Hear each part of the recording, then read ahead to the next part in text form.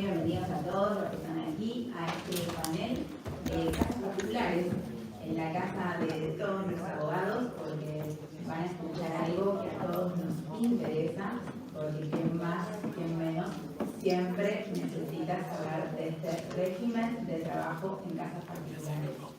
En lo personal es un tema que me apasiona. Les cuento, yo soy Nancy Alejandra Romero, abogada, miembro del Instituto de Derecho del Trabajo hace muchísimos años. Acá lo presenta nuestra directora Mirta Torres Nieto, a quien queremos mucho.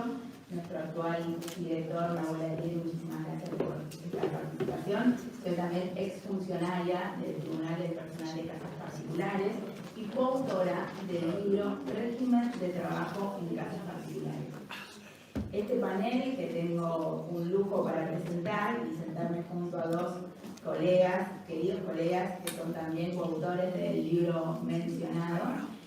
Agradecemos la presencia de cada uno de ustedes. Están presentes, bueno, como les decía, nuestros pares en foro de trabajo, que tenemos personales de cámara, foro de trabajo, funcionarios judiciales, nuestra querida, como dije, directora del Instituto Mirta Torres Nieto, y nuestra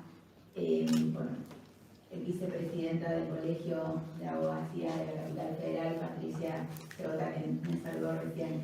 En este Congreso de Derecho del Trabajo, queremos agradecer a este Foro Federal de Trabajo, el Instituto de Derecho del Trabajo de la República Argentina. Gracias a todos por estar.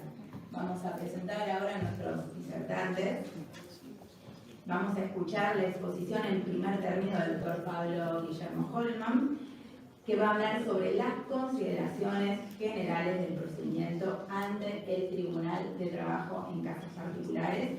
El doctor es abogado independiente, especializado en Derecho Laboral, exsecretario del Tribunal del Personal de Casas Particulares, exdirector del programa Asistir del Ministerio de Trabajo, Empleo y Seguridad Social, miembro titular del Instituto de Derecho del Trabajo del Colegio Público de Abogados de Capital Federal y también coautor del libro Régimen de Trabajo en Casas Particulares. Doctor, bueno, buenas tardes a todos y a todas. Gracias por haber venido. Agradezco a Cofetra por la oportunidad que nos da de participar en este evento. Gracias al doctor Altieri y a la doctora Torres por la invitación.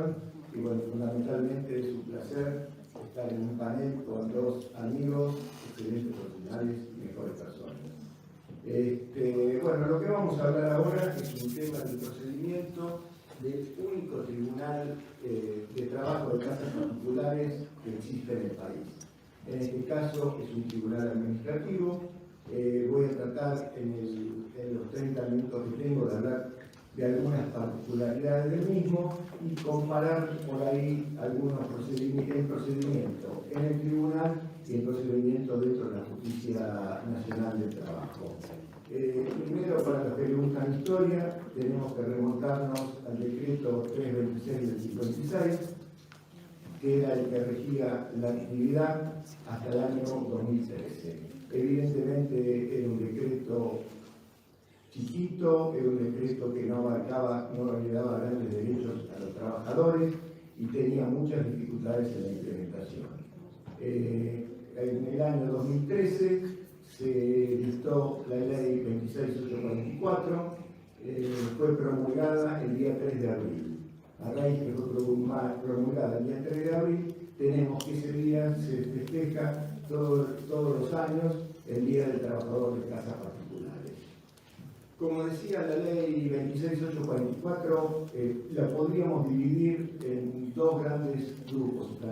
La primera parte sería todo lo que es un derecho de fondo. Ahí nos habla de lo que se considera un trabajador de casas particulares, quiénes están incluidos, hay normas sobre preaviso, normas sobre despido, multas por registración, falta de registración. Y la segunda parte de la ley, a partir del artículo 51, nos habla del procedimiento en el Tribunal de Casas Particulares, el Tribunal de Trabajo de Casas Particulares. Mientras haga la exposición voy a dar los motivos por los que tengo ese pensamiento, pero me adelanto a decir que al final voy a hacer una conclusión que es lo más importante, porque por ahí hay gente del interior o gente que no es de la capital federal y no utiliza ese procedimiento, pero tengo un férreo convencimiento que por lo menos en las grandes urbes, llámese Mendoza, llámese Córdoba, no solo en la capital federal, debería haber un tribunal para el personal de casas particulares. Evidentemente, en este caso tenemos nosotros un tribunal administrativo y yo creo que fuera de la grieta todos van a coincidir conmigo que si fuera un tribunal judicial mejor. Ahora, realmente sería muy conveniente para defender los derechos y fundamentalmente que sea especial por temas que me referiré más adelante. Como bien dije, antes de la ley teníamos el decreto 326 del 56. La primera discusión de ese decreto, más allá que no daba muchos derechos a los trabajadores, era quién era considerado trabajador de casas particulares. En aquel momento yo me acuerdo que se discutía cuando había una demanda y el abogado demandado no tenía forma o ya preveía que se iba a acreditar la prestación de tareas. ¿Qué es lo que hacían los abogados parte demandada? Reconocían que sí, que si bien trabajaba, en realidad trabajaba menos de 4 horas por día, menos 4 veces por semana, entonces en realidad no entraba dentro de lo que eran los trabajadores del régimen de casas particulares. Locación de servicio. Era una locación de servicio. Bueno, la ley 26844, más allá de brindarle cualquier cantidad de derechos, más de lo que tenían los trabajadores, vino a zanjar muchas discusiones. La primera era esa, fue cortita y al pie en el artículo 1. El artículo 1 nos habla que ¿qué es un trabajo en casa particular? El que se desarrolla dentro de un hogar familiar. Segundo tema que nos dice es que no importe un lucro para el empleador. Y ya la tercera, que es donde le pega de lleno, es donde dice cualquiera sean las horas y los días de trabajo. Por lo tanto, con eso ya zanjamos cualquier tipo de discusión. 1 hora por semana, media hora por semana, entra dentro del régimen de casas particulares.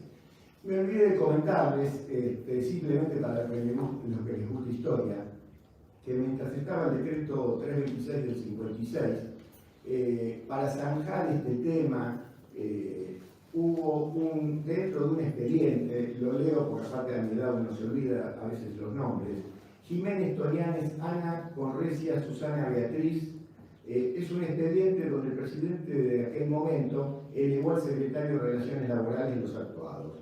Bueno, y en base al artículo 14 bis de la Constitución Nacional y el artículo 11 de la Ley de Contrato de Trabajo, se dictaminó que eso fue lo que utilizó el tribunal hasta el dictado de la Ley 26844, se dictaminó que cualquier prestación de tareas dentro del hogar donde se recibía instrucciones, donde se recibía un sueldo, se consideraba que entraba dentro del régimen de la Ley 26, de la Ley de Contrato de Trabajo.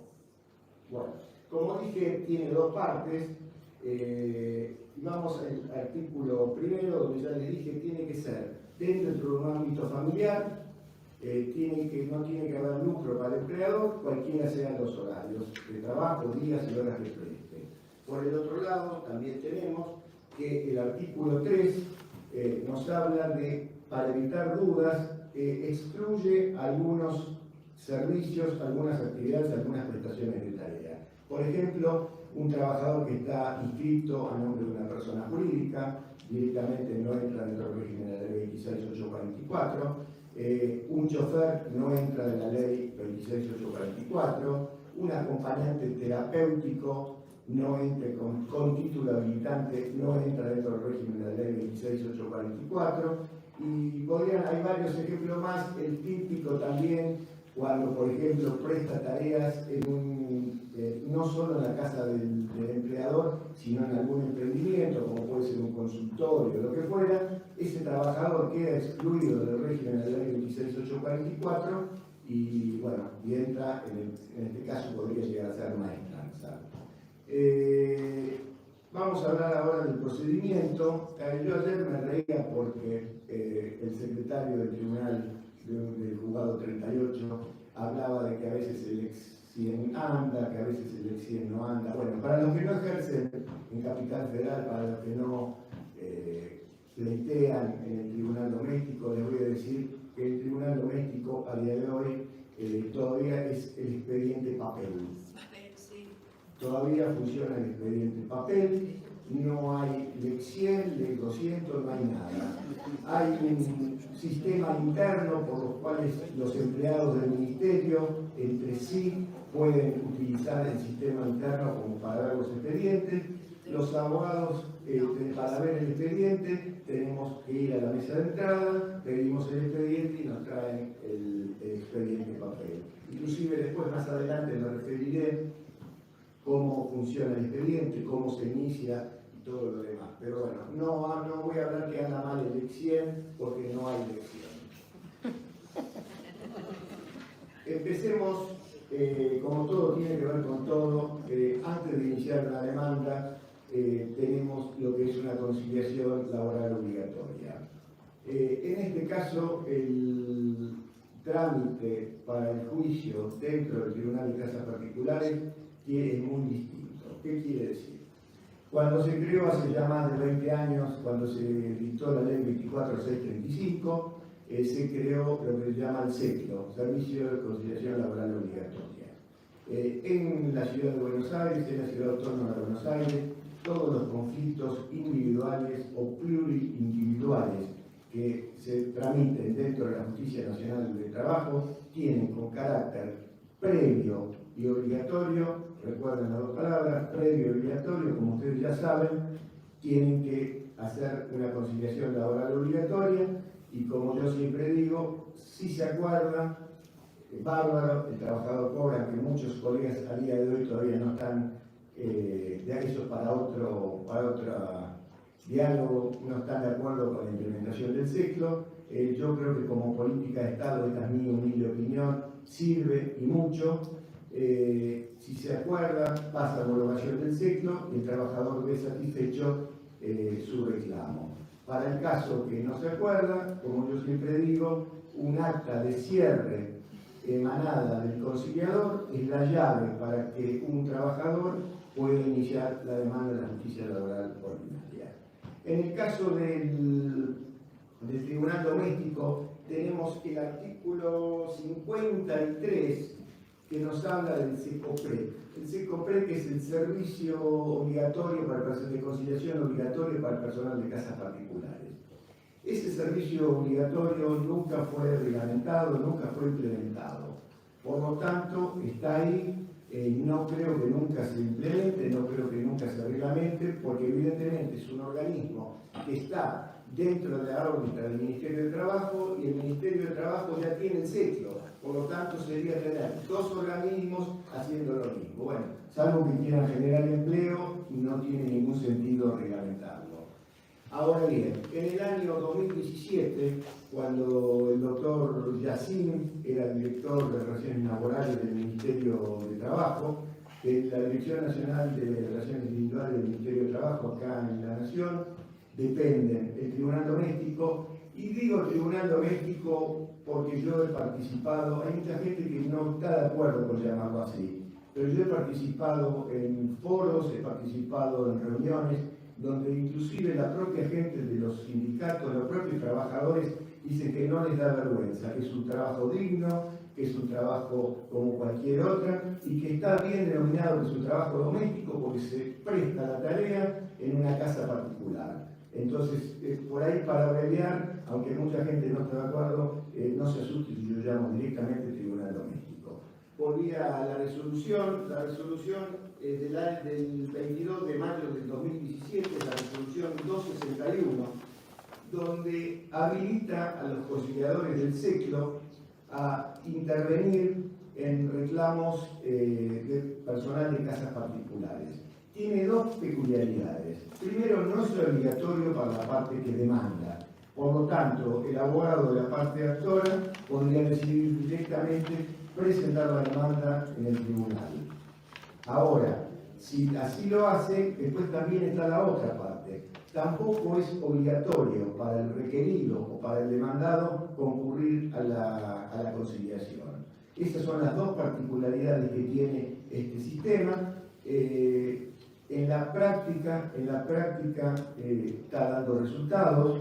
En la práctica el 90% de los colegas inician el ciclo no obligatorio y realmente hay una conciliación bastante importante. Por lo tanto, le resta el trabajo al tribunal, por un lado, y por el otro lado sigue insistiendo, el trabajador ve satisfecho lo antes posible su derecho, su legítimo derecho a cobrar lo que le corresponde, que evidentemente sabemos todos que la justicia lenta no es justicia, y si la justicia ordinaria está lenta, no les quiero contar el funcionamiento del Tribunal de Trabajo, de casas particulares.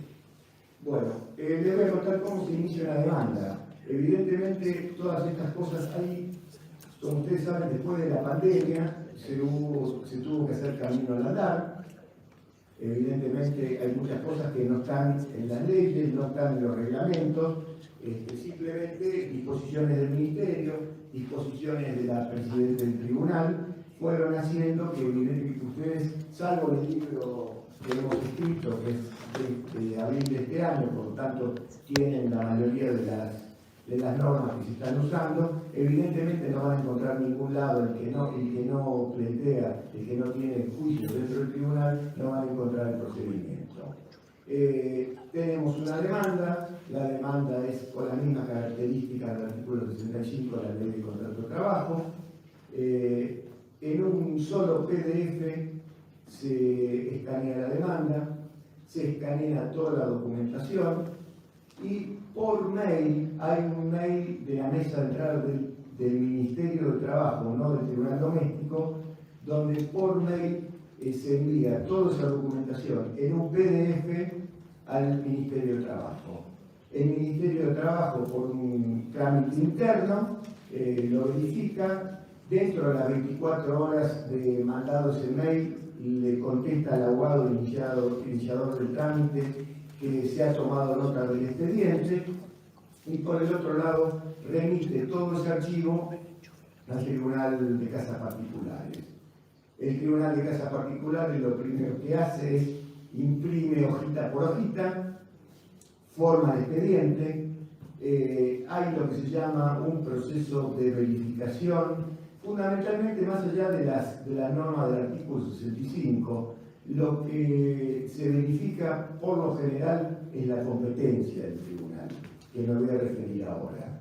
¿Qué quiere decir? Que el trabajo haya sido prestado dentro del ámbito de la capital federal. Acá encontramos una primera diferencia entre la norma del Tribunal de Trabajo y la norma de la Ley 18345, que es la Ley de Procedimiento Nacional.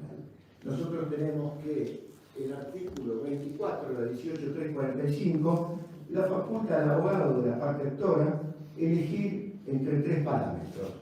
Uno puede ser lugar de prestación de tareas, un segundo es el domicilio del demandado y un tercer parámetro es el lugar de la celebración de tareas. Bueno, acá dentro del Tribunal Doméstico, para poder realizar una demanda, acá Callao 124, acá 6 cuadras de acá, la prestación de tareas se debe haber realizado en Capital Federal. Por lo tanto, y yo aconsejo, y es lo que se hace, más allá que se debería hacer en todos y en cada uno de los reclamos por intercambio telegráfico. Sin lugar a dudas, cuando hay un intercambio telegráfico por tribunal de casas particulares, por servicio doméstico, hay que poner, aconsejo, el lugar de prestación de tareas, para que ya se le solucione al tribunal verificar el tema de la competencia. Una vez que está dada, no me voy a referir para no aburrirlos como era antes, sigue estando lo que se llama el artículo 54, el primer trámite, después de verificado, después que se tiene al actor por presentado y por parte y todo lo demás, se designa lo que se establece en el artículo 54, inciso B de la ley 26844. Este artículo dice que se llama a una conciliación obligatoria, donde debe concurrir la parte, y si no hay acuerdo, en ese mismo momento, como era antes la ley en el Fuero Nacional, en ese mismo momento se debe contestar demanda. Ni antes ni después. Muchos abogados, a veces inclusive por lo general antes de la pandemia, presentaban el escrito de contestación de demanda y no se presentaban a una audiencia. No estaba bien presentada, no estaba bien contestada la demanda. Antes de la pandemia, le reitero, había una audiencia, obviamente era presencial, iban las partes de un lado, del otro, se intentaba llegar a una conciliación y evidentemente el abogado con la trabajadora, con el trabajador, si se llegaba a un acuerdo, se firmaba ese acuerdo y el acuerdo pasaba a homologar. Si no había acuerdo, en ese instante el abogado presentaba la contestación de demanda, en ese mismo acto se le daba traslado a la parte actora, quien podía ampliar la prueba, al solo y único efecto de reconocer la documentación y ampliar la prueba. ¿Cómo funciona hoy? Hoy funciona de la siguiente manera. Hay una audiencia virtual. La audiencia virtual hoy se está utilizando mayoritariamente el sistema Webex. Al demandado, a la demandada se la notifica por una cédula. La cédula de notificación, por lo general, la diligencia gente propia del Ministerio de Trabajo, que tiene su oficina de diligenciamiento de cédula, o personal del mismo tribunal. Y a la parte actora, más allá de obviamente de ir a ver el expediente, a la parte actora se le notifica por mail y se le notifica a través de un telegrama del correo. El tribunal tiene un convenio con el correo argentino, por los cuales emite distintos telegramas a las partes. No, disculpe que me interrumpa, estamos con el tiempo para el doctor Campos. ¿Ya pasó media hora? Sí. Tenemos los 20 minutos restantes del doctor. Entiendo que es un tema que nos apasiona. No. El tema de las audiencias es impresionante. Gracias. Quiero simplemente referirme a un tema que es muy importante, porque yo sostengo que tiene que haber un tribunal especial. ¿Por qué tiene que haber un tribunal especial? Es muy difícil, cuando la relación laboral está sin registrar, es muy difícil la acreditación de la prueba. Es muy difícil. Por lo tanto, la verificación de si existe o no existe relación laboral, si prestó o no prestó tareas, es muy distinta para un mozo o cualquier trabajador. El artículo del convenio colectivo de trabajo 130-75 va a tener compañeros de trabajo, va a tener proveedores, va a tener clientes, quienes van a poder acreditar fehacientemente la prestación de tareas. ¿Cómo hace una persona de trabajo, de casas particulares, que está sola arriba con la familia? Evidentemente no le va a pedir al hijo que le salga como testigo. ¿Cómo hace para acreditar que efectivamente prestó tareas? Entonces, como yo siempre digo, la evaluación de la prueba debe ser más light. Entonces, ¿qué quiere decir? Si a mí me venía en aquel momento, y que evidentemente se sigue utilizando, un testigo que me decía que todos los días salía con la actora y bajaba en el radio de donde está el domicilio del demandado y la veía entrar al edificio y me trae, pero que obviamente no la veo prestar tarea. Y por el otro lado podemos llegar a tener el kiosquero del diario que me dice que está en esa cuadra, que bajaba la persona, la trabajadora, y le cargaba un diario para tal lado. Bueno, eso en otra actividad no será prueba suficiente para que se acredite la relación de trabajo. En este caso sí será acreditada y bueno, y se hará justicia. Bueno, quedó muchas cosas en el tintero, les agradezco por haber participado. Rápidamente pasamos y escuchamos al doctor Jorge Mar Campos, que hablará sobre la evolución del régimen de trabajo a 10 años de la sanción de la ley 26844. El doctor es presidente de Asociación de Empleadores de Casas Particulares y Afines, miembro titular del Instituto de Derecho del Trabajo del Colegio Público de Abogados Capital Federal, profesor de la Escuela de Posgrado del Colegio Público de Abogados Capital Federal, Asistencia Jurídica del Empleador, socio fundador CITRAI, consultores de relaciones laborales, consultor de empleadores de régimen laborales especiales, coordinador académico y coautor del libro Régimen de Trabajo de Casas Particulares de la editorial Amogar, año 2023. Gracias.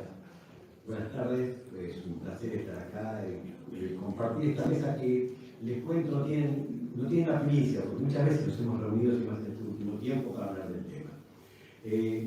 Me gusta mucho hablar del tema, y algo que decía Pablo que me voy a permitir remarcar, pues yo también opino la importancia de que el Tribunal de Casas Particulares, yo también digo doméstico porque doméstico viene de domus, casa, así que el encontrarle un sentido peyorativo sería estar pecando de ignorancia. Es una cuestión semántica, domus, casa. Bien, decía el tema de la importancia de un tribunal especial para casas particulares, porque las audiencias, las situaciones que se plantean en una demanda laboral de casas particulares son muy distintas a otras audiencias, situaciones que se plantean en otras cuestiones laborales.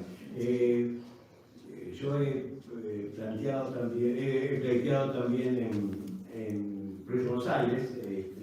De acuerdo, acá Claudio, te comento, el Tribunal 4, una vez el presidente me dijo: cada vez que venís vos, yo generalmente represento la parte demandada, cada vez que venís vos, siento que soy un abogado de casa, un abogado de familia, porque parece más negocio que otra cosa.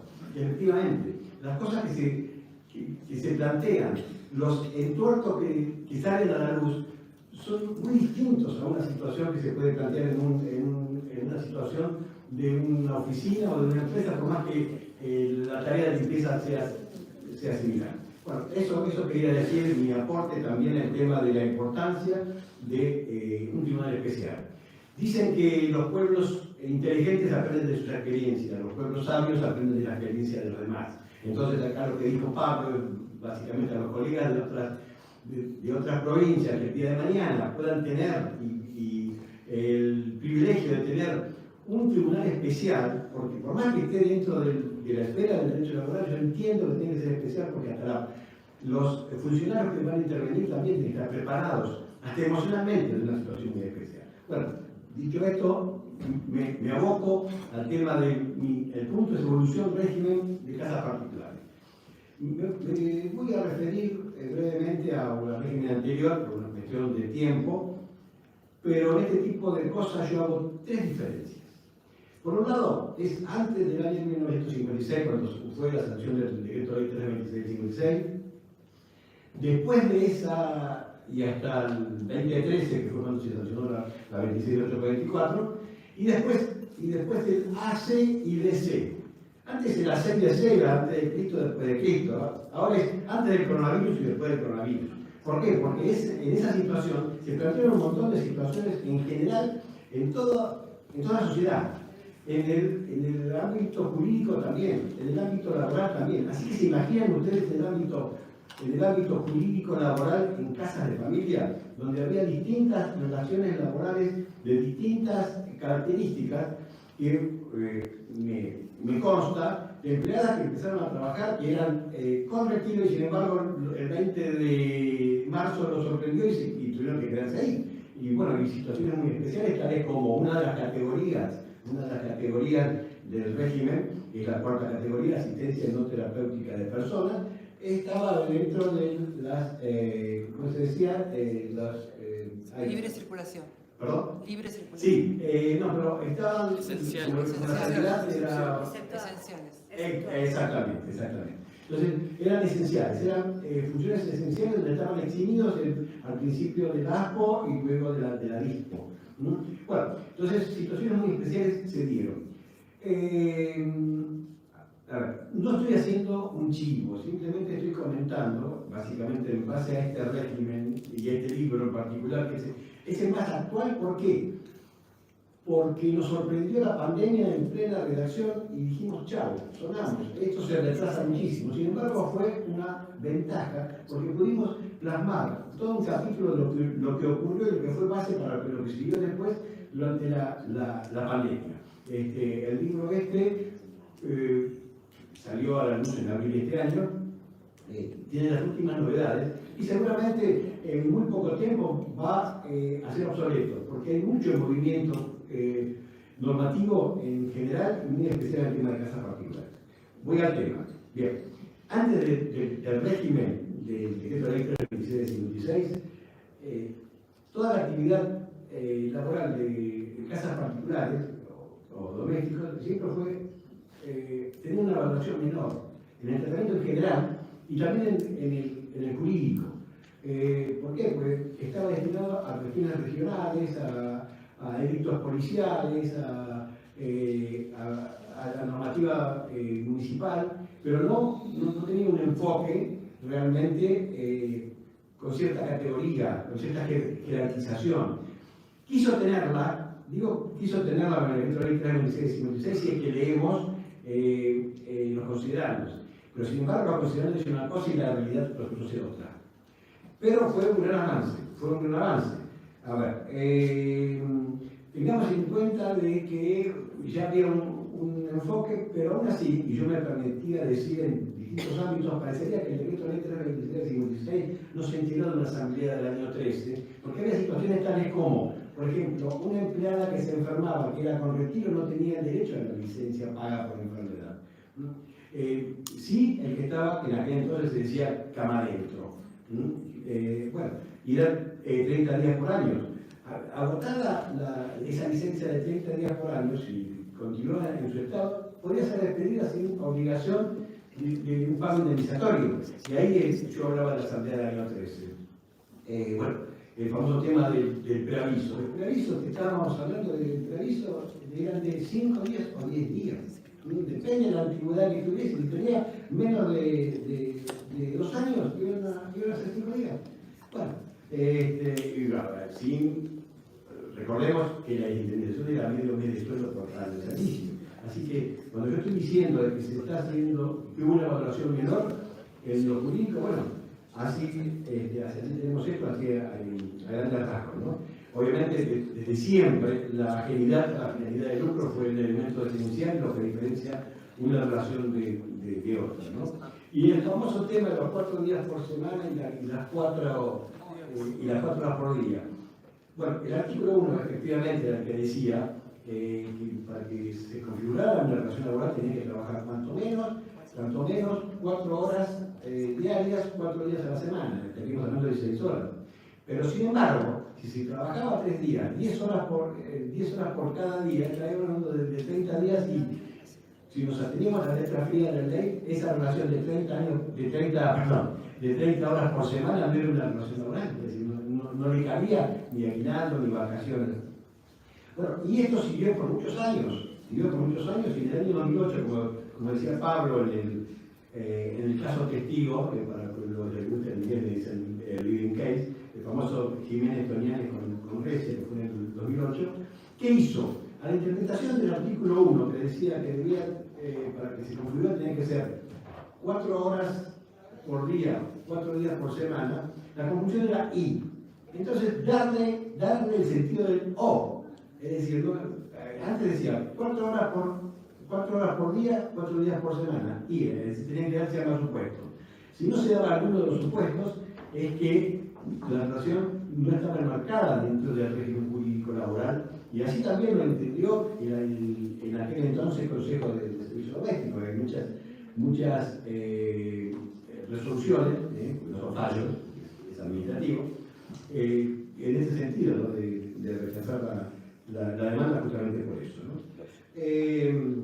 Bien, como dije, la actividad de trabajo doméstico siempre fue dejada de lado y expresamente dejada de lado. Y no quiero hacer cuestiones políticas, pero fíjense de qué año estamos hablando. Estamos hablando de 1956 y llegamos hasta el 2013. Todas las corrientes políticas defensoras de los trabajadores pasaron por esos periodos. Nadie se ocupó de la defensa de los trabajadores, la defensa de la mujer trabajadora, ¿no? Sin embargo, en todo ese periodo. Así que aquellos que se rasgan la vestidura de los derechos laborales desde el inicio, tengamos presente que esa mancha la va a tener toda la vida. Como yo, que soy hincha de la River, tengo la mancha de la B. Ellos se fueron a la B en el momento que dicen la defensa de los trabajadores, pero mantuvo un régimen mayoritariamente femenino durante tanto tiempo en la B. Bien. Ahora vamos a pasar importante también, para decir el tema que se viene en la B, las asignaciones familiares. Recordarán que en la década del 80, subsidios, asignaciones familiares, fueron beneficios para los trabajadores, fueron logros sindicales algunos, pero todos expresamente excluían el servicio doméstico, y por esas casualidades de la vida eran casi siempre el artículo 2. Es decir, expresamente el artículo 2 no incluye el personal doméstico. Entonces, realmente a mí me gusta el derecho laboral, me gusta los regímenes especiales por situaciones especiales, esas que hay que tener en cuenta. Y cuando digo especiales, hay que tener en cuenta, no estoy repitiendo la palabra, pero especial tiene que ser el abogado en el momento que se sienta a ver una relación de este tipo, tanto sea en el momento que prepara la demanda o en el momento que la contesta. Bueno, entre los, decía, entre los excluyentes estaba entre el artículo 13, habla del régimen del 1824, ¿quiénes son excluyentes? Habla del personal de asistencia no terapéutica como excluyente, habla del chofer, y acá aclaro yo lo siguiente: el chofer en la medida que haga solamente esa función. Pero si yo tengo un casero que a su vez me maneja el auto, estaría dentro del régimen, porque la ley es muy clara en el tema de exclusivamente. Cuando hicimos el libro, lo que más me encantó fueron las discusiones que tuvimos con los colegas. ¿Por qué? Porque planteábamos situaciones distintas. En el libro no hicimos un análisis puntual de la ley, explicándola con otras palabras lo que dice la ley. Lo que quisimos hacer es una crítica y contemplar situaciones, lagunas que no contemplan. Ahora me voy a referir a algunas, y yo espero no pasar el tiempo para que no me atenazse, pero sí, hay muchas situaciones que realmente son dables de tener en cuenta. Así que entonces cuando se habló de que la 26844, que fue sancionada, como dijo Pablo, el 3 de abril, y ese día es el Día del Trabajador de Casas Particulares, fue una equiparación parcial con la ley de contrato de trabajo, que es el régimen general, pero fue solamente parcial. Si bien en el artículo 2 de la 2744, cuando antes decía exclusivamente se excluye al personal doméstico, se agregó un párrafo que es importantísimo, que es de aplicación supletoria en aquellas cuestiones que no vayan en contra de la naturaleza del régimen de casas particulares. Eso abrió una puerta. Esa puerta hace que muchos reclamos puedan ir encauzados por la ley de trabajo, no, ni siquiera encauzados, tomado como referencia. El cauce es algo mucho más profundo. Pero fijémonos, por ejemplo, que el preaviso en casas particulares es un mes, no importa la antigüedad que tenga. Hay muchas diferencias. Fíjense que la licencia por enfermedad, mientras la ley de contrato de trabajo la duplica si hay carga de familia, no ocurre lo mismo en casas particulares. Acá no importa si hay carga de familia, será 3 o 6 meses, teniendo en cuenta qué cosa, la antigüedad, no las circunstancias de la casa de familia. Había otra puerta también importante, que fue las modalidades, es decir, asimilar la posibilidad de incorporar otras modalidades que en servicio doméstico son muy comunes. Por ejemplo, las modalidades de trabajo de temporada. Muchas veces ocurre, alguien se va de veraneo y contrata en la costa a una empleada por un tiempo determinado. Es un trabajador de temporada, más si continuamente va al mismo régimen. El plazo fijo también, y el eventual, quizás muy común y está expresamente contemplado, pero son los requisitos y condiciones para poder utilizar estos contratos especiales, digamos, ¿no? Es decir, básicamente el eventual tiene que hacerse referencia al evento y tiene que ser, generalmente se utiliza cuando sale de vacaciones la trabajadora y por ese periodo se contrata a otra. Bien, uno de los grandes aciertos, creo que acá somos todos coincidentes, cuando se agregó el cuidado no terapéutico, asistencia, acompañamiento de enfermos y discapacitados, dice la ley. No necesariamente tiene que ser de niños o personas. ¿Por qué? De niños o personas mayores. ¿Por qué? Porque el anterior régimen, el decreto de ley 326-2016, contemplaba la categoría y la dama de compañía y niñera estaba dentro de las categorías laborales. Pero no cuando había una situación justamente de una persona que atendía persona con discapacidad o una persona enferma. La incorporó haciendo expresa referencia al tema de no terapéutico. Bueno, y ahí tuvo una situación. Yo en algún momento tuve que contestar demanda porque se planteaba una persona enfermera atendía y quería encuadrar la situación. Atendía a una persona en casa de familia bajo el régimen de la Dirección de Trabajo. ¿Por qué? Porque era terapéutico y era enfermera. Y efectivamente ese era el planteo que hacía y efectivamente así fue como rebotamos como crear dentro de los años para seguir con el fútbol.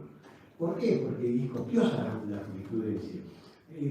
Para que prosperara una demanda de este sentido, tenemos que poner el foco en el empleador. El empleador, acá, es una casa de familia, Por lo tanto, el empleador no tiene medios destinados para producir bienes o prestar servicios. Es básicamente un tema sin lucro, no hay finalidad de lucro y justamente no es un establecimiento donde va a estar prestando servicios. Y esto fue lo que primó en muchos, y ya creo que debe ser mayoritario y exclusivo, el rechazo de las demandas laborales, porque nos estaremos refiriendo a una típica locación de servicios. Bueno, hubo muchas facilidades que se dio. Muy bien, lo vamos a hablar así. Tenemos 2 minutos, Doc. Bueno, 2 minutos. Bien. Bien. Bueno, voy a tratar de simplificar. Al servicio doméstico siempre se quiso dar un impulso para promover la inscripción de las empleadas domésticas. Tal es así que, fíjense ustedes que el régimen de aportes y contribuciones de casas particulares es totalmente distinto a cualquier relación laboral, que es un monto fijo, independientemente. Lo único que se tiene en cuenta es la cantidad de horas por semana, ¿no? Y acá diferencia muy bien cuál es la finalidad del aporte y cuál es la finalidad de la contribución. Y hay permanentemente cambios en este sentido, y este año tuvimos uno que ahora lo voy a mencionar, que no me reta antes Nancy. La facilidad de la inscripción, la deducción del impuesto a las ganancias para que el empleador pueda deducir de su declaración jurada el costo justamente de lo que resulta de casas particulares, de la relación de casas particulares. Estoy tratando de unir cosas, y bueno, mi media neurona fracturada a veces me lo impide. Hubo importantísimo esto, la ley de contrato de trabajo permite una serie de situaciones, la ley de empleo permite otra serie de situaciones, y el régimen expresamente, cuando hablamos de la ley de empleo, lo excluía totalmente, es decir, ninguno de los derechos, ninguno de los beneficios de la ley de empleo podía ser pretendida en una relación, en una demanda de casas particulares. Sin embargo, en febrero de este año se incorporó la posibilidad de que las empleadas de casas particulares puedan acceder al fondo de desempleo que contempla la ley de empleo. Así que es un nuevo avance. Allá por el año 2021 se incorporó otra figura que fue el plus ese adicional para la antigüedad, que no estaba contemplado en la relación del régimen. Y yo dije, y con esto voy a estar terminando, yo dije que en su momento en la relación con casas particulares se hizo una discriminación, y esa es la palabra, con los trabajadores justamente del régimen de casas particulares respecto a otros regímenes laborales. Durante la ATP siguió la discriminación, pero hacia el empleador. ¿Por qué? Porque en esa oportunidad, y recordarán el famoso ATP, que fue una ayuda donde se dio a los empleadores justamente para que pudieran continuar con la actividad, digamos, preservando la fuente de trabajo. Sin embargo, ese beneficio no alcanzó a los empleadores de casas particulares. Yo quiero ser respetuoso del tiempo Tengo mucho más para decir. Me gusta el tema por las características de la relación y porque todos, absolutamente todos en algún momento, ya sea como partes, como abogados, vamos a tener alguna situación que tenga que ver con esta régimen especial. Y hoy por hoy, y lo hicimos así de chiquito, porque la consigna fue la siguiente. Tenemos que redactarlo de forma táctica, lo cual significó todo un desafío para mí, ¿no? como coordinador. Tiene que ser leído por un estudiante de Derecho, tiene que ser leído por un abogado, tiene que ser leído por un empleador y un empleado doméstico y todos entenderlo. Por lo tanto, esto no es un libro para tener con lindo lomo para tener en la biblioteca, sino para tener en el primer cajón del escritorio o cerca de donde guardo los recibos de sueldo del trabajador o del empleado. Con esa idea fue hecha y bueno, no sé si lo conseguí, pero que lo intenté, seguro. Muchas gracias.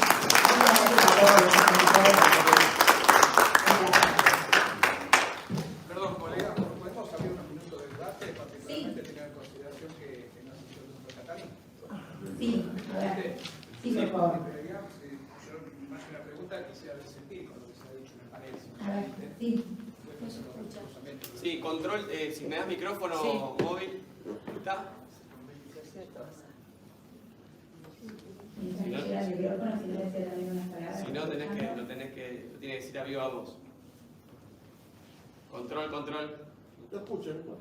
Bueno, Sí, se escucha. Intento hablar de cositas, sí.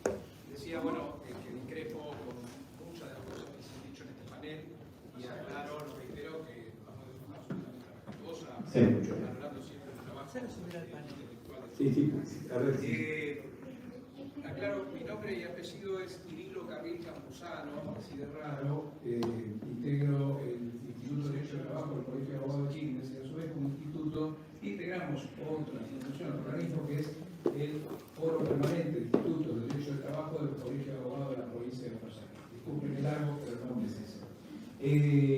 ¿Y por qué digo esto? Porque resulta ser que a lo largo de 25 años hemos hecho montones de actividades académicas, por supuesto, emitido dictámenes, declaraciones, hecho trabajos, artículos, en fin, siempre fuimos absolutamente críticos de cualquier situación que tenga que ver con un tratamiento previo obligatorio, aclaro la obligatoriedad, no lo facultativo en materia administrativa. En la provincia de Buenos Aires, ustedes saben, no existe un sistema de seco, por ejemplo. Siempre nosotros nos hemos expedido absolutamente en contra.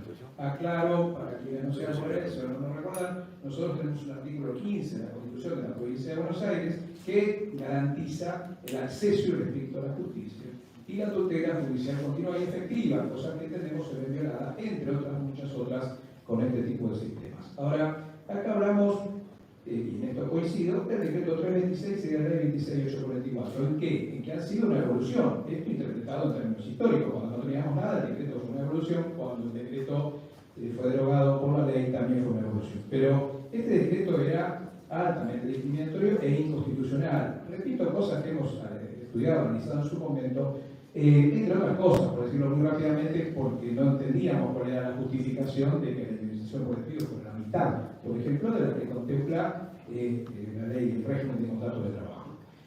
Porque en un universo donde la mayoría, no, la inmensísima, 97, 98 o más por ciento de las personas que trabajan son mujeres, que no se contemple indemnización por maternidad, como es el caso del decreto 326. Pero resulta ser que llegamos así a la ley 26.844, que fue un avance monumental, que se presentó desde nuestra óptica de manera incorrecta o poco exacta, porque bueno, ahora sí se alcanzó la igualdad.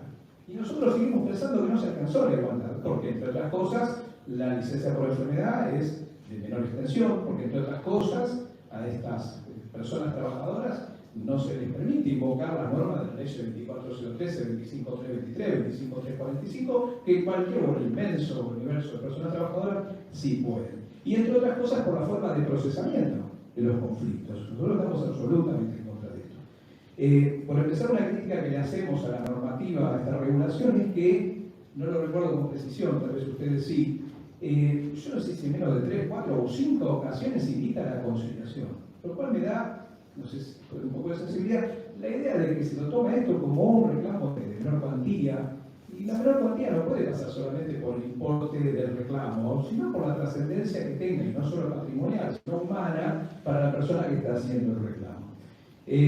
Nosotros entendemos que no existe fundamento para regular peyorativamente este tipo de relaciones laborales, particularmente en la medida que siempre se nos dijo, no, pero acá no hay fin de lucro.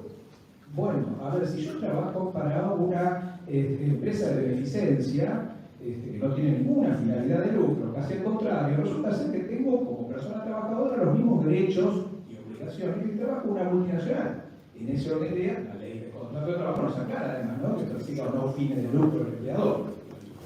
Y por último, porque esto se está haciendo un poco largo, les pido disculpas, pero en cuanto a la prueba que mencionaba el colega, sí, quienes litigamos, y en el caso particular desde hace muchísimos años, se nos hace difícil la prueba, qué duda. Es difícil que el hermano, el cuñado, el primo o el amigo, el que visita la casa del dueño donde estamos cumpliendo la tarea, no salga de aquí. Por un esfuerzo monumental, muy de casualidad, podemos conseguir un vecino, un comerciante, algo por el estilo. Es difícil, en esto coincido plenamente. También coincido que tenga que resolver y juzgar, no lo puede hacer plenamente, porque si sea quien sea, administrativo, judicial, dicen que la veían pasar por la cuadra, si digo tengo para criticar la relación laboral, estaría siendo arbitrario. Sí recuerdo que en otras épocas, y digo ahora, recurríamos mucho, cuando no existía el WhatsApp, a las instrucciones escritas. Me ha pasado una vez de preguntarle a la persona que venía, a usted le decían, mire, le dejamos papel, no te olvides de limpiar la cocina, mirá que la última vez dejaste el piso a la mitad de noche. Es decir, yo en montones de casos conocido como prueba de esto, cosa que sistemáticamente se desconocía, pedida la pericia caligráfica para ver a quién correspondía esa redacción, venía la conciliación. Y bueno, uno aceptaba eventualmente de buen grado, pues sabía que los objetivos eran nuevos. Actualmente recurrimos a los correos electrónicos, a WhatsApp, en fin, lo de siempre, ¿no? Desde las personas que litigamos tenemos que tener una creatividad a toda prueba, somos estrategas, más que como era un general de la Segunda Guerra Mundial. Nada más, muchas gracias. Adelante, doctor. Sí, primero le agradezco al colega habernos escuchado y estar interesado en el tema. Lamento o no fui en algunas cosas, como no hubo preguntas, yo tomé 3 ítems de lo que usted habló.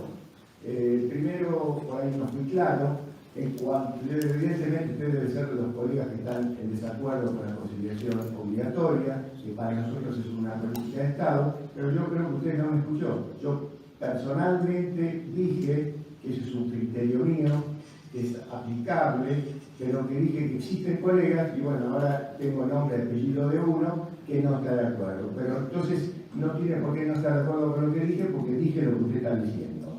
Por el otro lado, yo no sé, tampoco usted habrá escuchado, tanto el doctor Campos como yo, dijimos que se fueron haciendo avances, pero yo tengo 5 horas para contar los avances que faltan. Yo le recalco que yo fui 2 años secretario del Tribunal Doméstico, yo participaba en todas las audiencias, se hacían 5 audiencias por día, a 5 por semana, he participado alrededor de 2000 audiencias, por lo tanto yo sé evidentemente, y lo dijimos, y lo dijo el doctor Campos, y lo dije yo, que con la ley 26844 estamos en un principio, no estamos en un final, y de hecho acá el doctor Campos lo dijo, que posterior a la ley se fueron haciendo avances, habló del 1% mensual, habló del seguro de desempleo, habló de muchas cosas. Y la última, que ya me estoy olvidando, sí, no tiene la culpa la doctora Romero, pero no me pude extender en lo que yo quería contar. Evidentemente no tuve tiempo, yo tengo 3 horas para seguir hablando del tema, pero evidentemente me faltaron muchas pruebas que se pueden conseguir, que son típicas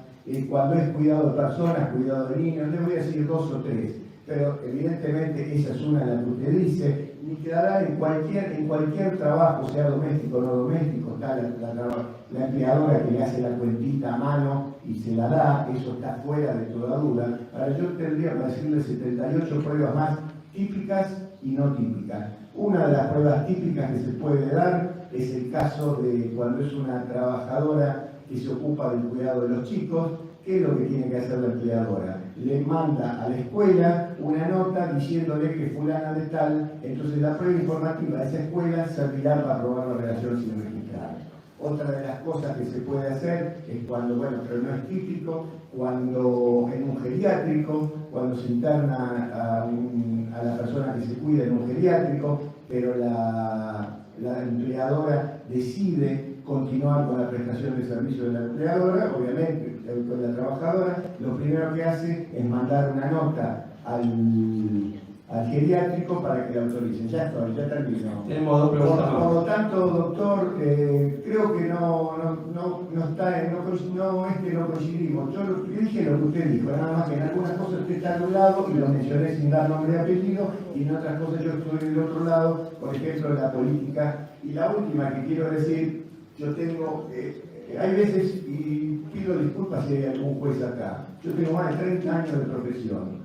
Hay gente que creo que son, usted debe ser uno, que cree que cuando uno está en la justicia, el trabajador está suficientemente defendido. Yo en 33 años o más que tengo de ejercicio de la profesión, no he tenido una vez que en una audiencia de conciliación el juez me haya impugnado un acuerdo conciliatorio por el monto. Me han aceptado por el 1, por el 5, por el 20. Entonces, yo soy de los que creen, y lo dije, por eso no tiene por qué no estar de acuerdo conmigo, usted está del otro lado. Yo soy de los que creo que los trabajos se tienen que hacer bien, sean en tribunales administrativos, sean en organismos administrativos o sean en el Poder Judicial. Pero les reitero, no creamos que por estar dentro de la justicia, los acuerdos, porque ahí sí va a ser la función del abogado, cuando el abogado del trabajador, cuando nos ofrezcan un convenio, cuando nos hagan una propuesta que no es satisfactoria, va a depender únicamente de nosotros decir que no, porque el juez no nos va a defender. Y es un juez nombrado por el Congreso de la Nación y todo lo demás. No, el juez lo que va a querer es cerrar el expediente. Disculpe, sí. Muchas gracias, Pablo. Le cedo el micrófono a la doctora Gisela Castillo y después al doctor Néstor Esteves para dar más participación. Hola, ¿qué tal? Buenas tardes, doctor. Tengo para hacer una consulta porque, bueno, todos generalmente los reclamos domésticos yo siempre los puedo considerar en serio, no pasa de la instancia judicial. Pero sé que hubo una modificación importante después de la pandemia y la consulta es la siguiente: si los procesos ahora están digitalizados, si es un portal parecido al del PJN o si sigue siendo formato papel. No, lo dije antes. En principio, nosotros tenemos 3 formas de llegar a un acuerdo dentro con el personal de casas particulares. El primero es pidiendo una conciliación no obligatoria, que tramitará y se pedirá de la misma forma que se pide la conciliación obligatoria para el resto de los trabajadores. Se fijará una audiencia, obviamente habrán las 2 audiencias de conciliación, virtuales o como fueran hoy, y se llega a un acuerdo. Y lo que sí, la única diferencia es que en vez de homologarlo el director del sexto, lo homologa la directora del tribunal, la presidenta del tribunal. Esa es una forma. La segunda forma es haber iniciado una demanda, donde tanto en el tiempo del artículo 54, inciso B de esa audiencia que yo les mencioné, o en el transcurso del juicio, obviamente hablan las partes, se comunican con la conciliadora, con la funcionaria que lleva el expediente y labran el acta. Y la tercera forma, que tampoco tuve tiempo, y hoy me voy a acordar del doctor Antieri que me suprimió, una de las cosas que yo aconsejo, no solo dentro del ámbito del derecho de régimen de casas particulares, sino en cualquier intercambio telegráfico. Otra de las cosas que yo aconsejo, que hay muchos abogados que no lo hacen, yo diría que la mayoría no lo hacen, es cuando hay un intercambio telegráfico identificarse, tanto de la actora como de la demandada, porque eso le va a posibilitar al abogado de la otra parte, si realmente hay interés, no esperar a que le llegue una demanda, no esperar a que le llegue una conciliación. Por ahí no quieren tener el tema encima. Disculpe, doctor, vamos a la conciliación. Entonces, ¿qué se hace en este caso? Usted, abogada, aparte de actora, recibió un llamado del otro colega. Bueno, se pone en un acuerdo y la tercera vía, evidentemente no tenemos tiempo porque no quiero recibir vestimenta, la tercera vía para llegar a un acuerdo es lo que se llama también por el tribunal, pero es otro procedimiento, que es un acuerdo espontáneo, que hoy es muy engorroso, que el sistema es tétrico, pero bueno, es una tercera forma de llegar a un acuerdo. Muchas gracias, doctor Colman. Ahora sí, le cedo la palabra a la última. No, la pregunta era la parte en realidad, si yo no llego a un acuerdo, ¿cómo se maneja? Si tenemos un sistema sistema virtual o papel? No, le estoy diciendo papel, usted inicia la demanda, hace una demanda común, la pone, lo comenté, lo mete todo en un PDF, se lo manda a la mesa de entrada del Ministerio de Trabajo y el Ministerio de Trabajo manda internamente toda esa demanda al tribunal, el tribunal fija una audiencia, a la parte actora la notificará por telegrama, al abogado lo notificará por el mail que constituyó y a la demandada se enterará del día y hora de la audiencia a través de una cédula de notificación, que como lo dije antes, la hace el propio Ministerio de Trabajo a través de sus empleados y el tribunal lo mismo. Primero todo lo que vos mandás, lo que Todo- te entiendan. ¿Es como la viste de época nuestra? Imprimen todo. Les doy un ejemplo. Pablo, eso lo podemos seguir en el coffee break porque es muy práctico. Vamos acá a la última pregunta, por favor, que es del doctor Néstor Esteves, secretario general de la Cámara Nacional de Apelación del Trabajo. Bueno, muchas gracias a los expositores, Pablo, Goldman y el doctor Campos. Aprovecho también para agradecerles a la doctora Trota, a la doctora Altieri por la excelente convocatoria que han hecho, sobre todo un día viernes lluvioso, el fin de semana parece un día de otoño, está más para dormir la siesta o venir para su casa que para acá, pero en una cosa patriota estamos todos presentes. Así que felicitaciones por la gran convocatoria que tienen el día de hoy. Directo al punto. Yo me desempeño en la Cámara de Trabajo hace ya muchos años. Tengo la suerte y la alegría de haber compartido con muchos de los que están acá, muchas tareas, en muchas salas, juzgados y demás. Hay una ligación muy directa entre ustedes, el ex constituido como secretario, y el nuestro, desde el comienzo, los poderes, cuando venían a negociar nuestros poderes.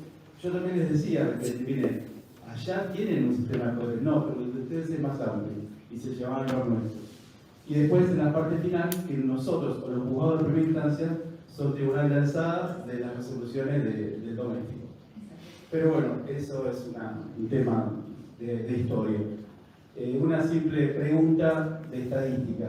¿Qué tiempo duran los juicios en el tribunal doméstico y si tienen una cantidad aproximada promedio de ingreso anual? Nosotros tuvimos muchos años, nuestro mayor pico fue el año 2016 con 120.000 demandas, pero por circunstancias que todos sabemos, el cambio de la ley y la modificación. ¿Tendrían esos datos, si es que los tienen, el tiempo de duración de demandas y cantidad de ingreso de demandas? Yo creo que esa pregunta también la podría contestar el doctor Altieri, con quien nosotros le hemos solicitado. Nosotros integramos no solo el Instituto de Derecho del Trabajo con la doctora Romero, sino también integramos lo que sería la subcomisión de casas particulares. Con la doctora Romero, con el doctor Campos, le hemos solicitado al doctor Nahuel Altieri que a través del Consejo Directivo les pida una reunión al Ministerio de Trabajo, a la directora del Tribunal de Casas Particulares, y como decían en los cuentos infantiles, clic, clic, clic. Más allá de eso, por mi época que yo estuve trabajando en el tribunal, le diría que eran aproximadamente 2.000 causas por año,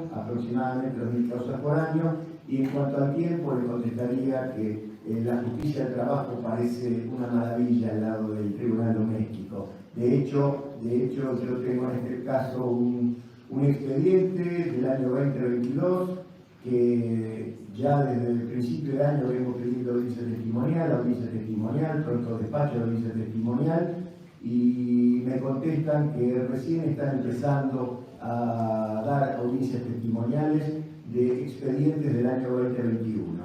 Por lo tanto, siga participando. Esa es la más o menos. ¿Puedo hacer una pregunta? Una sola pregunta, Sí, sí. me pidió llamar. Sí, soy la doctora Agis. Bueno, trabajé muchos años en el Ministerio de Trabajo de la Nación. Conozco bien lo que es el Tribunal Doméstico y le quiero hacer una pregunta muy sencilla. En la actualidad, ¿existe la caducidad? ¿Cuándo se opera la caducidad? Y si el tribunal la dicta de oficio. No, para empezar, en el derecho del trabajo en general, salvo que algún colega disienta, no hay caducidad. En teoría, los expedientes los tiene que impulsar de oficio el juzgado, en este caso el tribunal, no hay caducidad. Al revés, lo que puede llegar a pasar en el tribunal, cuando se dan cuenta que tiene un expediente muerto ahí hace un año, lo que hacen es intimar, como no existe la caducidad en el derecho laboral y menos en el tribunal lo que se hace que llegó el otro día a un colega, le mandan intimación por 5 días a peticionar lo que el derecho corresponda bajo procedimiento de archivo. Eso es todo lo que se hace. Muchas gracias. Es lo que hacíamos correctamente. Bueno, vamos ya de la... Perdón, una cosita quería agregar. En la provincia de Catamarca no existe el acceso a la justicia, ni administrativa ni judicial, del personal de casas particulares. Comento esto porque en la reunión de COFETRA que hicimos en esta provincia, hicimos una declaración precisamente sobre este punto. ¿Me escucharon? Sí. Y el tema de acceso... Perdón, doctor, es decir, a ver, o estoy entendiendo mal, es decir, ¿los reclamos de trabajo doméstico no pueden ser planteados ante la justicia o ante un No pueden ser planteados porque como está pendiente la reglamentación, nunca reglamentaron, por lo tanto no tienen acceso. Bueno, le hago una... Sí. Y respecto a la palabra domus, el tema es, el domus era la casa del pater, y era una relación de dominio, no de doméstico, sino que la derivación después del lenguaje llevó a la palabra doméstico, pero la crítica que se le hace a la palabra doméstico no es porque sea peyorativo, sino porque viene de dominio, no solamente sobre las cosas, sino también sobre las personas. Esa es la crítica. Por eso el domus era la casa del pater, donde había familias anadas y con anadas. Sí, sí. Nahuel, ¿me das un minuto o no? No. Se acabó. Un aplauso grande. Porque se preparó muy apasionado.